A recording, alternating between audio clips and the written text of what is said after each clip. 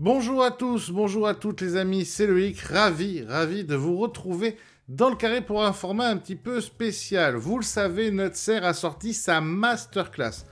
Plus de 80 heures de contenu avec Olux, le champion du monde, avec Boris, le Bordelais, coach émérite, et avec Adrien Guyon qui entre autres commande pendant une dizaine d'heures 2 tables télévisées, l'une des deux étant la finale du FPO Annecy. On remercie PMU Poker, ils nous ont autorisé à utiliser les images et il commente tout son processus de réflexion pendant cette table finale. C'est plusieurs heures. On vous avait laissé la première heure gratuitement pour que vous puissiez vous faire une idée. Je sais que vous l'avez adoré. Là, on vous met la main légendaire. La main légendaire, celle où avec 7 et 2, il va faire folder une quinte max à 4 left. Voilà. C'est pour vous donner envie, évidemment, de prendre cette masterclass. Cette masterclass, plus de 80 heures de contenu. Pour la première fois, comme je vous le disais, il y a des parties commentées live, il y a toute une réflexion sur le BRM, la technique de Boris, le live, les parties commentées d'Olux online, voilà. Bref, il y a un très très beau contenu, elle est à moitié prix avec le code que vous voyez ici. Vous avez 30 € de réduction supplémentaire.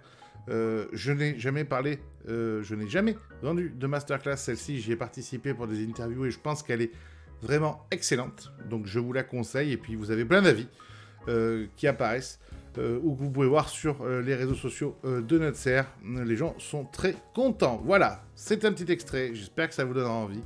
J'espère que ça vous donnera envie de progresser au poker et d'être la meilleure version de vous-même. La petite cloche, c'est important la petite cloche. Sinon, vous ne serez pas prévenu de toutes les vidéos. Bon visionnage. Ouais, là, ça commence... Et là, on est à 10 sur 11. Je te mets toujours le défi, de trouver une table finale où quelqu'un perd 10 quoi. Et là, du coup, le Thomas, qui déjà avait une fortune avant, ben là, c'est pas qu'il a une fortune, c'est que là, dans sa tête, lui... Non, mais là, c'est gigantesque. Lui, en fait, il a passé... Là, on dit ça parce qu'on est en train de préparer un futur qui arrive très vite. Là, lui, il est... Bah, regarde. Voilà. Il avait 4 blindes il y a 2 minutes, et il se retrouve maintenant énorme deuxième, avec 2 fois le stack du troisième. Presque. Et presque 4 fois le stack du short stack. Bien sûr. Donc ça fait une grosse différence. Et là, moi, tu vois, j'essaie vraiment de pas sombrer. Mais ouais, là, t'es touché. Là, clairement, t'as touché au foie. Je suis touché, mais tu vois, quand je ferme les yeux, je respire fort. Je me répète tout ce que je répète à mes élèves. Je dis, ok, c'est pas grave. Payez-moi par PayPal. Non, attends.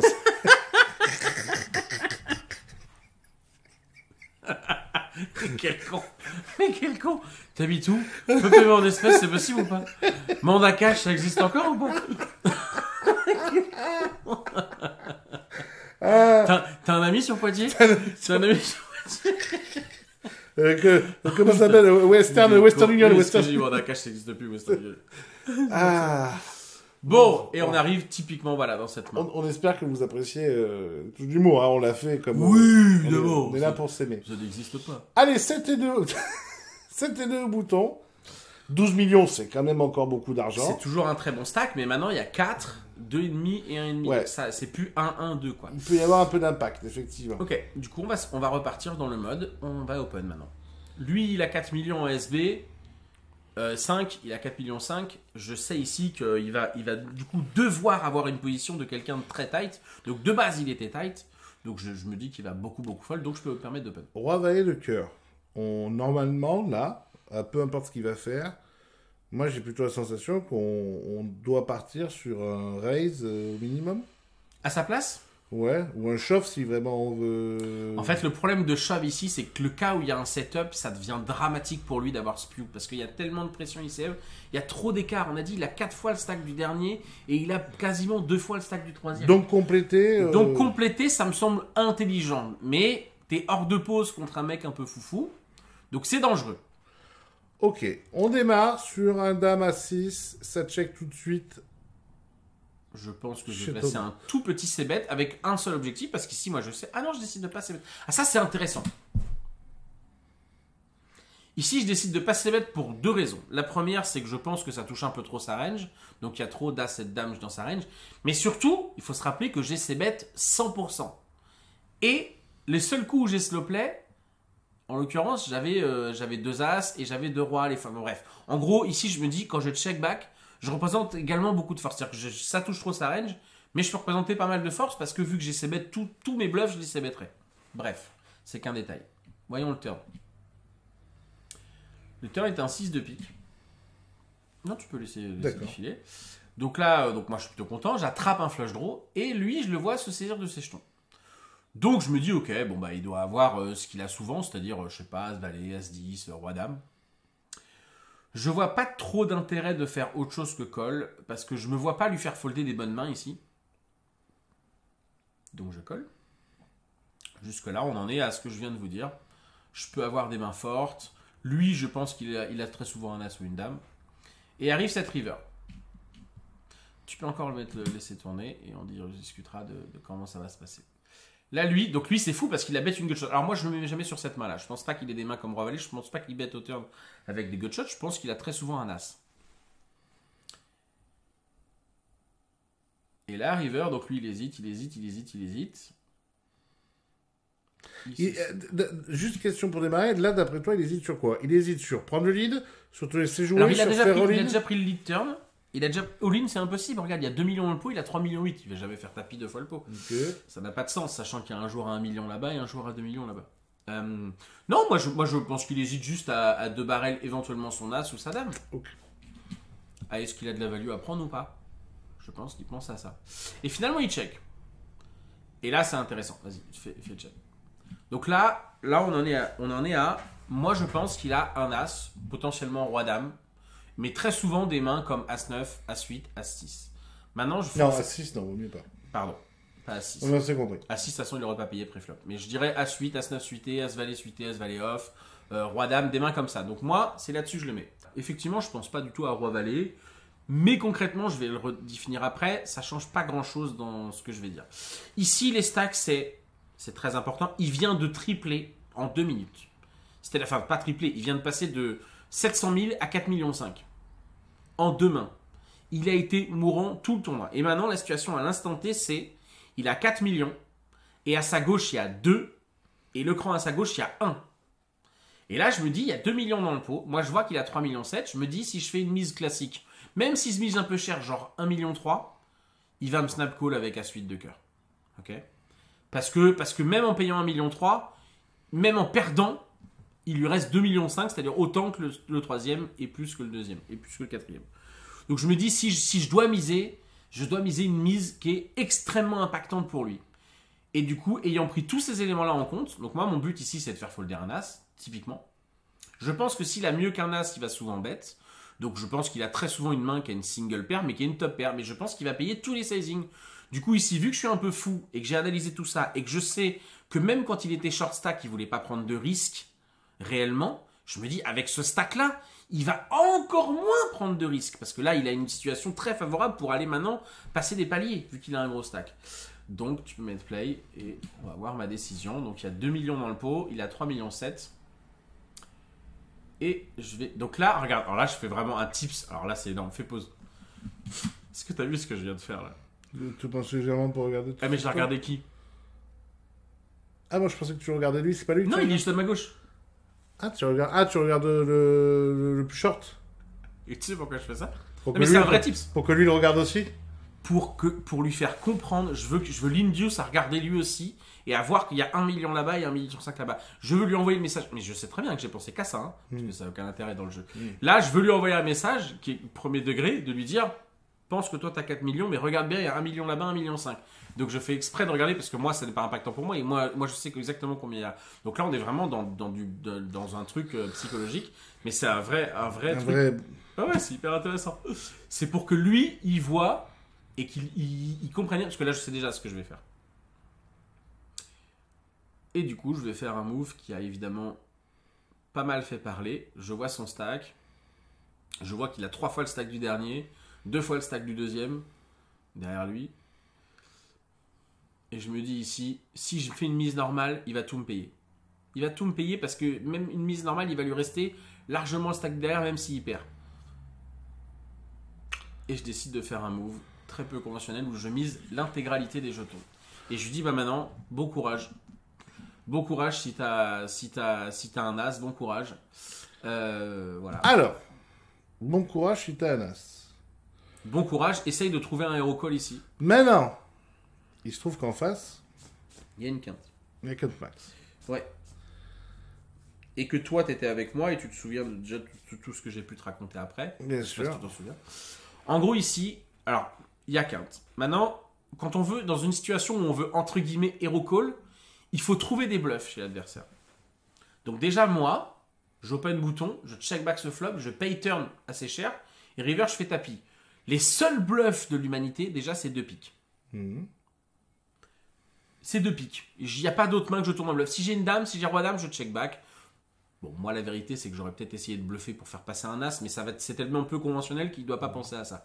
Si j'ai une dame, je check back. Si j'ai 2 rois, je check back. Je vais essayer de showdown ma main. Si j'ai roi 10 de cœur, tu vois, une gutshot au turn, je vais essayer des fois de showdown ma main parce qu'il peut y avoir quelques bluffs chez lui au turn. Donc voilà. Donc moi, ici, il faut trouver des bluffs. Les seuls bluffs, c'est les 8 et 9 de pique. Alors toi, tu dis qu'il faut trouver des bluffs, mais... Là, quand tu veux coller un spot... Est-ce qu'on peut partir aussi du principe de... faut aussi trouver des mains qui font sens. Donc t'as quoi alors pour avoir... Oui, mais ça, c'est que le cheminement, la question, elle arrive après. Mais d'abord, il faut que tu répondes à la première. Il faut trouver des bluffs. Quand tu veux situation de hero call, parce qu'ici, c'est une sorte de hero call, parce que moi, ce que je représente, potentiellement, c'est une main forte. Donc si j'ai des mains fortes, lui, une quinte, il est battu par certains trucs, parce que je vais pas overbet chauve 2 fois le pot avec As-8. Avec, tu vois, j'ai pas ce genre de main-là. Non, mais là, comme tu dis, le seul bluff que tu peux avoir, c'est un... C'est flush draw. C'est un roi 10 de pique. Ouais, mais même pas roi 10 de pique, parce que roi 10 de pique, je pense que des fois je check back parce que j'ai touché quelque chose river et que c'est pas obligatoire. Et on bluffe pas des spots où on n'a pas besoin de bluffer. Ça, c'est des phrases que je dis.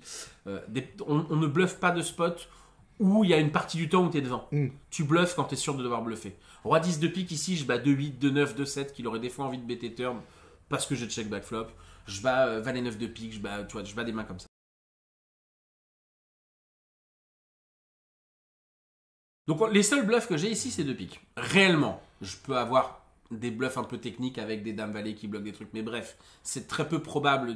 En tout cas, je sais qu'il ne va pas penser à ça. Mais donc ici, les bluffs, c'est des piques. Mais maintenant, quelle main tu peux avoir aussi pour avoir joué comme ça? Parce que là, pour moi, tu représentes que 2 mains. Si tu n'es pas en bluff, évidemment. Et vu que tu as raise pré-flop, ou tu as As-6, ou tu as 2-10. Et pourquoi j'ai pas de dames? Bah, parce que 2 dames, est-ce que tu aurais vraiment check? Ah ouais, si. Oui. J'ai 2 dames, ouais, j'ai 2 as, j'ai dame 6. Ah, t'as vraiment de... Ouais. Mais c'est la même chose. Pourquoi j'aurais pas 2 as? Je les ai eu 2 fois déjà en TF, j'ai pas le droit de... Oui, c'est vrai.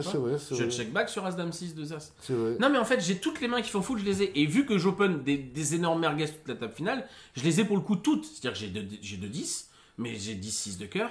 J'ai 10-6 off. Ouais, t'as dame 6. Mais bien sûr que j'ai dame 6. J'ai As-6. J'ai 6-6. Il faut se rappeler que c'est pas interdit d'avoir carré au poker. J'ai 6-6 et j'ai As-6. Ce qui fait quand même pas mal de combos de full ou de carré. Donc déjà, voilà. Tout ça, c'est pour dire que c'est pas un turbo snap call. Parce qu'il y a très peu de bluffs. Et mine de rien, il y a pas mal de mains qui value et qui battent quinte. Donc déjà, si tu pars juste de ces arguments-là, c'est pas obligatoirement un call. Mais ma question, c'est si t'es à sa place, là, vu le nombre de jetons, vu la dynamique, vu tout ce qui s'est passé, vu comment tu viens de jouer ce coup-là, etc. Et que toi, tu es à sa place à lui, là, c'est toi le joueur. Est-ce que tu le colles ou pas, cette quinte? Le début de ma réponse, ce serait que j'aurais quasiment pas joué une seule street pareille. Moi, effectivement, j'aurais probablement 3 bêtes pré-flop. Je pense que j'aurais probablement 3 bêtes all-in parce que j'ai 2 très bons bloqueurs, parce qu'il a open 99% de ses boutons et qu'il va fold une tonne, que la pression ICM, certes, elle est là. Ah oui, tu te serais jamais retrouvé dans cette situation. Je me serais quasiment jamais retrouvé dans cette situation, mais je vais quand même te répondre et je vais vraiment être le plus honnête possible. Enfin, de toute façon, c'est même pas que je vais être honnête, c'est que c'est mon métier d'être honnête. Jouer comme j'aurais joué ça, il met des doutes. En tant que coach, voilà. Moi, je jouais comme ça, je fold. Pour les raisons que je viens de te donner, c'est-à-dire... Trop de mains qui font full. Alors, j'ai des mains qui font full, j'ai pas assez de mains qui bluffent, mais surtout, j'ai le dernier argument. Le dernier argument, c'est de dire... Je vais surtout me dire, putain, s'il bluffe, c'est surtout lui qui jouera bien le coup, plutôt que moi qui joue mal le coup. Parce qu'en fait, ça gagne tellement d'argent de passer ici et laisser les autres perdre, parce que les autres ont 2 millions et 1 million 100 derrière, que... En fait, moi, c'est ce que je lui ai dit à lui. Parce que, alors, lui, je lui ai détruit le moral. Parce que, bon, là, je suis en train de vous spoil, il va fold. il va fold et je vais lui montrer mon bluff. Et alors, par contre, ce qui est intéressant, c'est qu'il a eu le très bon read. Hein. Instantanément, il m'a regardé, il m'a dit bon, soit t'as tout, soit t'as rien. Déjà, il a raison. Il m'a dit soit t'es énorme, soit t'as rien du tout. Je dis ok, c'est très bien, démerde-toi avec ça, ça me va, c'est presque ce que j'espérais que tu penses. Bref, moi, je suis tout à fait honnête, moi j'espérais surtout, parce qu'on a des cibles, on cible des choses quand on essaie de bluffer. Mais déjà, tu penses que t'espères que ça va être plus simple, parce que tu peux pas le voir sur quinte en plus. Non, je le mets pas sur quinte, parce que vraiment, je pense pas qu'il bête forcément une gutshot turn, et surtout, je pense pas qu'il a check river. Donc moi ici, faut être honnête, et je le suis, donc ici, moi j'essaye de faire folder un as. Je pense qu'il va folder même des très bons as, même as 10, parce que je vous dis, parce que j'ai le droit d'avoir des 6x dans ma range. C'est aussi dans les mains fortes ce que j'essaye potentiellement de représenter, un 6 qui check back et qui paye turn et qui fait tapis river. Bref, moi ici, mon but c'est d'essayer de faire folder un as, d'essayer de faire folder roi dame, d'essayer de faire folder ces mains-là. Mais quinte fait partie des mains que ça fait sens de fold. Et moi, ce que je lui ai expliqué à lui, parce que lui, il m'a dit, ah, mais tu m'as tué, tous mes potes se sont foutus de moi. Ok, je lui dis, ouais, mais sauf que tes potes, c'est des joueurs amateurs, ils prennent pas tous les éléments en compte. Ils n'ont pas joué 10 heures avec nous, ils n'ont pas passé tous les paliers que toi tu as passé en étant sérieux, en étant discipliné. Ici, tu viens de passer de 600 000 à 4,5 millions. Est-ce que tu as envie, alors tu viens, parce que 500 000 à 4,5 millions, c'est fou, mais c'est ce qui lui est arrivé. Est-ce que tu as envie ici de payer, que je te dise full? Et là, c'est encore pire. C'est-à-dire que tes potes peuvent se foutre aussi de toi dans l'autre sens, entre guillemets, et te dire, mais tu te rends compte, t'avais 4,5 millions, il y avait 2 millions et 1 million. En faisant plus rien, tu passais, etc. Bref, ses potes lui auraient pas dit ça, parce qu'il aurait dit juste c'est un setup, il se serait resté là-dessus. Ils auraient dit, ouais, c'est un setup, t'as fait qu'un trop de full. Oui, mais moi, je lui ai dit, mathématiquement ici, si tu payes sur 5 coups, si t'as raison, ne serait-ce que même 4 fois sur 5, ça veut dire que pour moi, même si tu perds genre une fois sur 5, sur le long terme, c'est dramatique. Parce que gagner ici, ça te donne pas beaucoup plus de chances de gagner le tournoi. C'est ça, le dernier argument, c'est ça. Si tu gagnes ce coup-là, en fait, tu reviens avec le même stack que moi. C'est-à-dire qu'il va passer à 7 millions et je vais descendre à 8, moi, entre guillemets. Ok ?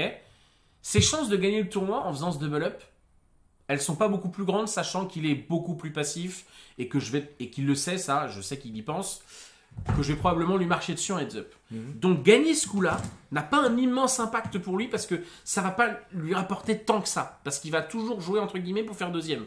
Sauf qu'en passant, tu as aussi de très grandes chances de faire deuxième. Donc en fait, finalement, ce coup-là, il est pas si impactant si tu le payes et que tu gagnes. Par contre, si tu le payes et que tu perds, c'est hyper impactant. Je prends pas 10 minutes pour parler de maths et dire voilà, tel pourcentage de cas, c'est chiant, etc.